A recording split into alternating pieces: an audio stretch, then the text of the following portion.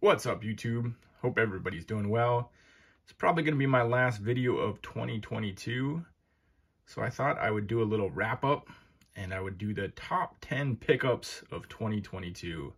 I know this channel is mostly TTMs, but I do buy a decent amount of cards on the side. I just don't always show them off, but in 2023, I think I'm going to mix it up a little bit more. Try to show off some showcases, some recent pickups, along with the TTMs. We'll see. I got two kids under 3, so I have a lot of well-laid plans, well-intentioned plans, and sometimes the follow-through gets interrupted, so we will see.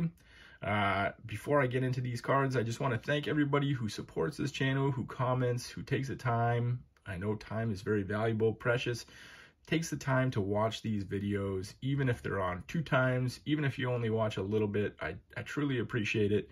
It has made the hobby so much more enjoyable for me to just show it off, even if it's to a couple people. So thank you guys. I started this summer kind of doing a weekly thing, getting back into it after about a year hiatus, I think. And my goal is to at least do a full year of weekly content. And sometimes that comes at a sacrifice of just putting out my own content and not watching others. And I really feel guilty for that. But I'm trying not to let it bog down or stop me from making my content and at least putting out content for a year. So I try to get binge makeup sessions for everybody, especially kind of those inner circle peoples who are consistently supporting my channel, but I don't always get to it. So apologies, but at the same time, so much gratitude for all you guys who support and also all of you guys who inspire and put out awesome content. So let's get to it. These are 10 pickups, not necessarily my most expensive, but just 10 pickups that I really enjoyed. Starting with the 2012 Mike Trout Topps Heritage, first Heritage card. I obviously would like a Trout rookie, but I missed the boat on that one a little bit. But I've always loved the look of this card. Kind of second year card, first Heritage card. Had been eyeing it for a long time. Found a 7, as you guys know, or maybe don't know. I don't really care about the grade so much. I would rather just have a bunch of decent copies of cards, so I was no problem with the 7. Got it for a very good price, so I added that one to the collection early in the year. Super happy to get that one. Love it. All right, next up, another 7.5. Mo Rivera, what can you say? As a Red Sox fan, he was a tough opponent, but one of those guys who I always respected. Interesting card, certainly of the 92, early 90s era. Look at that. Look at that collared shirt. Look at the pants there. Screams early 90s to me, but I love this card. One of those guys with kind of only a Bowman, not a Topps rookie. So I always wanted to pick this one up. Picked up a 7.5 for a steal, and happy to add that one to the collection this year. Next up, we got a 58 Topps Brooks Robinson. I remember seeing this on Vintage Card Steve's channel probably like 2 years ago at this point, and said, wow, what a cool looking card. I love the color combos. I love the weird look on Brooks's face. And the jersey collared, the collared Orioles jersey, just everything I really like about this card. Pretty solid for a 1, I thought. Not really sure what dinged it so much. I remember it was there's a little bit of writing on the back, so I'm certainly okay with that.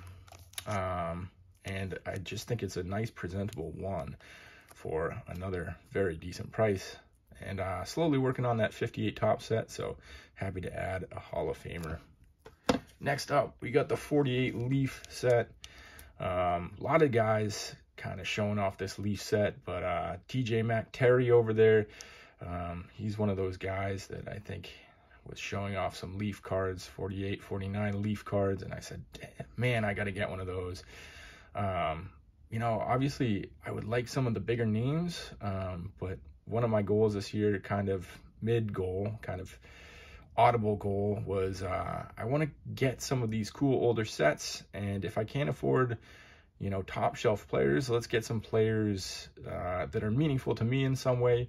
And Jim Hegan is a local Massachusetts guy, so got myself into the 48-49 Leaf set with a player that's cool, and maybe not the most well-known player, but a player that I thought was neat. So you might see more of that in this upcoming year, kind of collecting cool sets, type cards, and maybe not with the most renowned top shelf players. So that might be a future goal, but cool set, cool looking card, love it. Next up, we got the 52 Wheaties, Ted Williams. Again, kind of like the 48 Leaf, I had seen some of these Wheaties cards.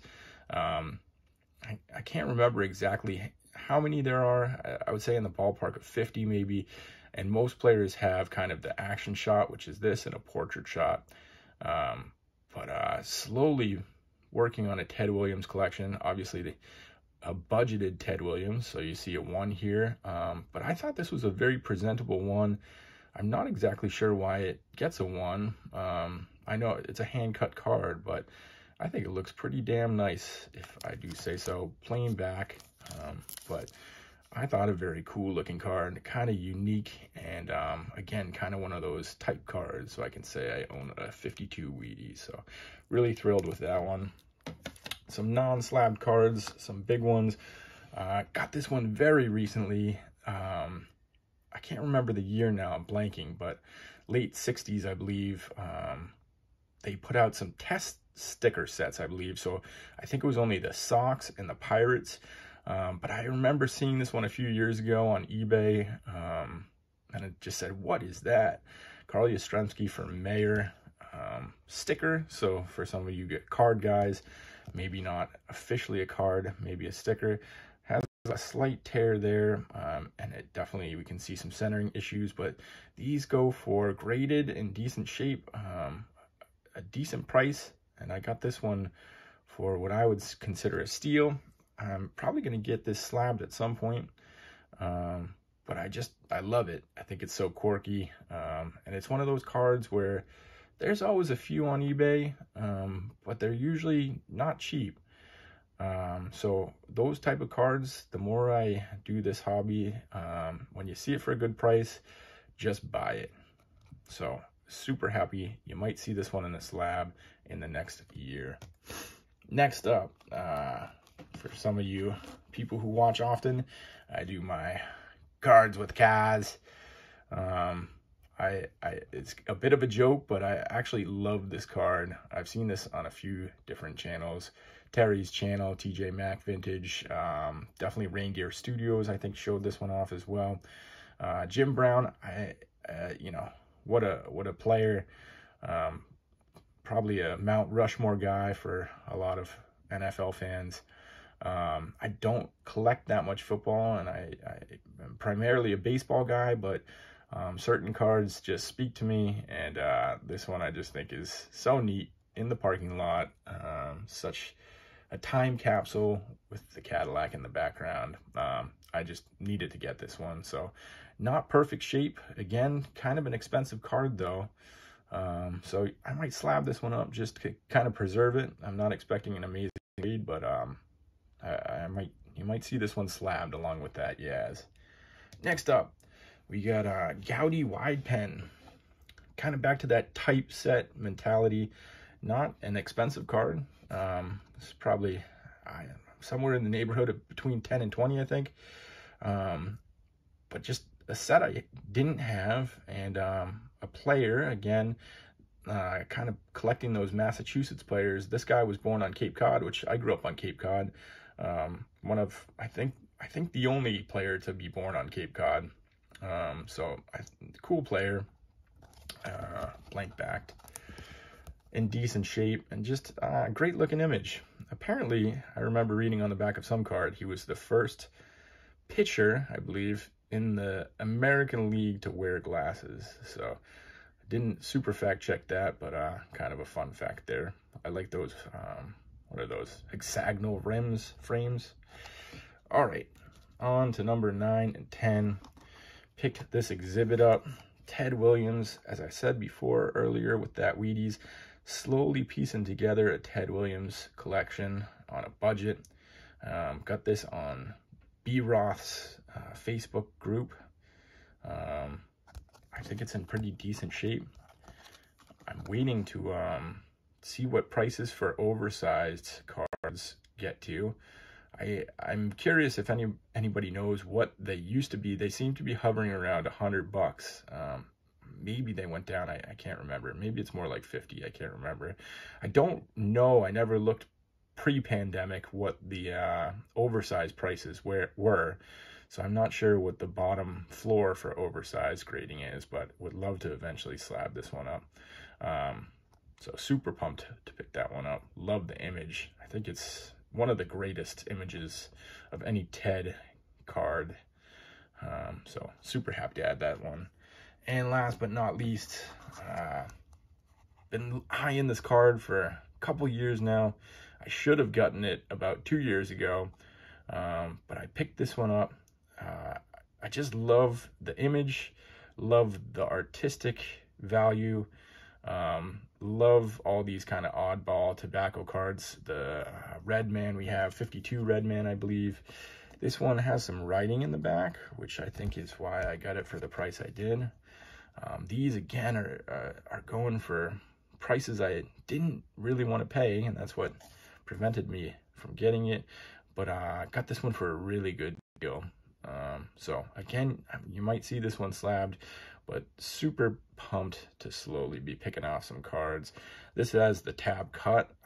Aesthetically, I kind of like the tab off, but I know for some collectors they would want the tab on. But so those are my 10. We got Williams, McFadden, Jim Brown, Yaz for mayor, another Williams Wheaties card, Jim Hegan, local Mass guy, Brooks Robinson in the 58, Mo, and Mike Trout. Guys, let me know what your favorite card is.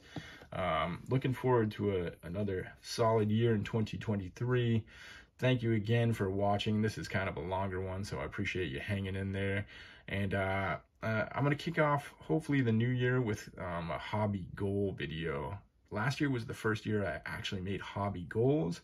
So I'm going to kind of go over those, I think, how I did, and talk a little bit about my 2023 hobby goals. So thanks for watching. Happy New Year. Good luck to everybody in collecting, and thank you for watching.